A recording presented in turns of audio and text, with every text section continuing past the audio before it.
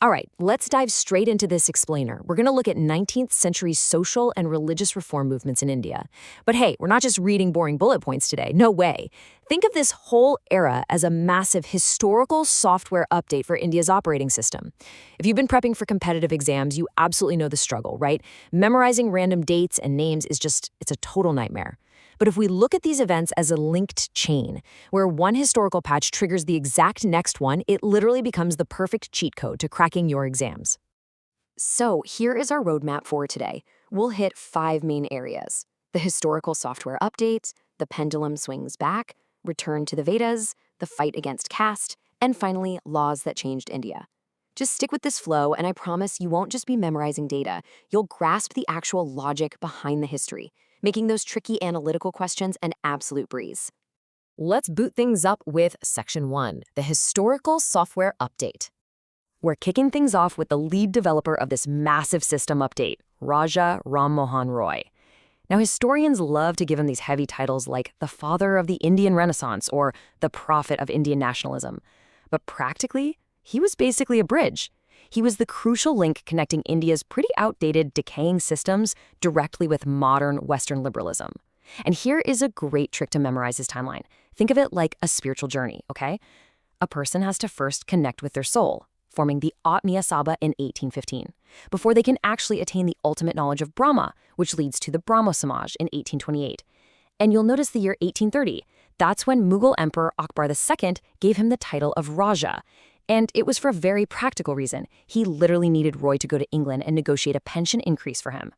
Roy eventually passed away over there, in Bristol, in 1833.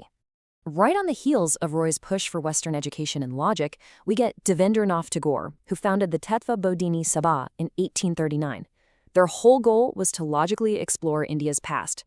That's a classic one-liner you're going to see popping up in your test papers all the time, so definitely jot that down. But okay, we have to address a massive bug in the software. Why did this reform, which was supposedly meant for everybody, remain this incredibly exclusive elite club? Well, the Brahmo Samaj was debating high-level philosophy like monotheism and Western liberalism in English, High Bengali, and Sanskrit. Think about that for a second. What does a philosophical debate on monotheism mean to someone who's just fighting daily starvation? Absolutely nothing. It created this huge top-down disconnect, and it left the impoverished masses totally untouched by this initial wave of reform. And that brings us right into Section 2, the pendulum swings back. You know, history is a lot like a pendulum. When society swings way too far toward Western intellectualism, it inevitably swings right back to its own traditional roots. And this backward swing gave us a shift away from Western philosophy, bringing us Ramakrishna Paramahansa's deeply simple, inclusive spirituality at the Dakshineswar temple. Then, his brilliant disciple, Swami Vivekananda, took that simple truth and turned it into this massive global philosophy known as Neo-Hinduism. Basically, he combined the spiritual soul of Eastern Vedanta with the practical, organizational structures of the West. It was such a game-changer that Subhash Chandra Bose literally crowned Vivekananda the spiritual father of the modern national movement. Now, I want you to notice this critical 4-year gap here between his historic speech in Chicago in 1893 and the actual founding of the Ramakrishna Mission in 1897. Vivekananda was smart. He knew that just preaching philosophy on a global stage wasn't going to cut it. India needed real ground-level action. So he comes back to build a missionary-style organization. We're talking hospitals, schools, the whole shebang, using Western organizational strength, but completely avoiding their materialism. He successfully merged a modern working style with an Indian soul. Moving right along to Section 3, Return to the Vedas. As that pendulum kept swinging back toward Indian roots, it didn't just stop at inclusive spirituality. Nope, it sparked a highly aggressive, almost militant reaction against Western influence, which gave us the famous rallying cry, "Go back to the Vedas." The absolute face of this fierce reaction was Swami Dayanand Saraswati, who founded the Arya Samaj in Bombay in 1875. Okay, grab your pens because these next details are absolute gold for those match-the-following questions. He's often called the Martin Luther King of India for his aggressive stance against hypocrisy. Plus, he authored the famous Satyarth Prakash, and, this is a big one, he was the very first person to use the word Swaraj while actively advocating for Hindi to be the national language. But even within a strict movement like this, reality kind of forces a compromise, and that perfectly illustrates the pragmatic split of 1892 within the Arya Samaj. On one side of the fence, you had Lala Lajpat Rai's DAV faction, the Dayanand Anglo-Vedic model.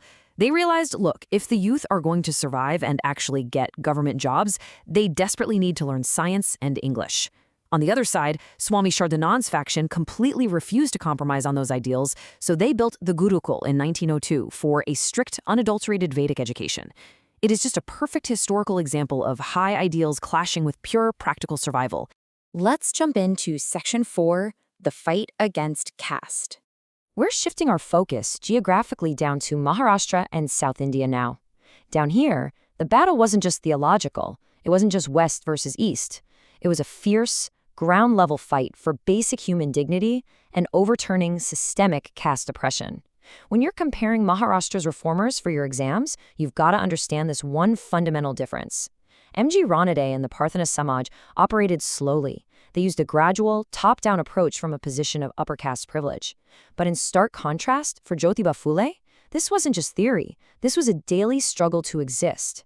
His 1873 Satyashodak Samaj and his highly tested book, Gulamgiri, were a direct, aggressive, bottom-up challenge to the entire religious establishment. And this bottom-up struggle just created this explosive sentiment that echoed across the whole country. Bal Gangadhar Tilak captured it perfectly when he said, "If God tolerates untouchability, I will not recognize him as God." Seriously, examiners love this quote, so lock it in. It perfectly captures just how intense the anti-caste movements were at the time. Which brings us to our final part, Section 5, Laws That Changed India. Ultimately, ideologies are just nice words until they actually change the system, right? The true metric of this whole historical software update is the tangible legal changes it forced through. This is basically a treasure trove for trick questions, so lock these dates in. First, the 1829 Sati regulation, pushed by William Bentinck and Ram Mohan Roy. Then, 1843's Act V by Lord Ellenborough, which outlawed slavery. But please pay special attention to 1856. Ishwar Chandra Vidyasagar delivered an absolute masterclass here. He knew Western logic wouldn't sway Orthodox Indians, so what did he do? He used ancient Sanskrit texts to prove widow remarriage was already valid in the Vedas. It left his opponents totally speechless and directly paved the way for the Hindu Widow Remarriage Act. Brilliant strategy. Now, examiners absolutely love to trap you with the marriage acts, so let's clear up a super common confusion between 1872 and 1929. Both of these acts set the marriage ages at 14 for girls and 18 for boys. So why on earth did we need the 1929 Act 50 years later? Well, because the 1872 Native Marriage Act was a complete failure. The masses basically saw it as British meddling in their religion, and they just ignored it.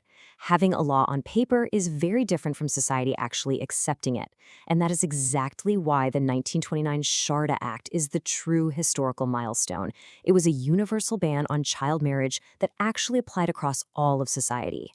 But just like in physics, Newton's third law applies to history too.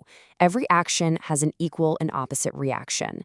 As things like sati and child marriages were challenged, Orthodox figures pushed back, hard. For example, Raja Radhikant Deb formed the Dharma Sabha in 1830 for the explicit purpose of protecting old Orthodox traditions from the exact reforms we've been talking about. All right, before we wrap this up, let's rapidly log a few more crucial institutions into your memory bank. I really want to highlight the Theosophical Society first. Founded by foreigners and popularized in India by Annie Besant, its defense of ancient Hindu concepts like karma and reincarnation gave a massive psychological boost to Indians who were constantly being made to feel inferior by colonial rule. Also, make sure you note G.K. Gokhale's Servants of India Society, the Dev Samaj, the Indian National Social Conference by Ranade, and the Darul Uloom Deoband in the Muslim community. Honestly, building a quick timeline chart with these dates and founders is going to be your best bet for securing those easy marks. So these movements we just covered, they weren't just isolated facts to rote learn. They were the actual foundation, the blueprints for the modern India we live in today. When you understand this software update as a fluid timeline of actions, reactions, and practical compromises, it completely changes how you see the history. So my final question to you is, how are you going to use this deep understanding of cause and effect to not just pass, but absolutely dominate your upcoming exams? Think about it, organize your notes, and I will catch you in the next explainer.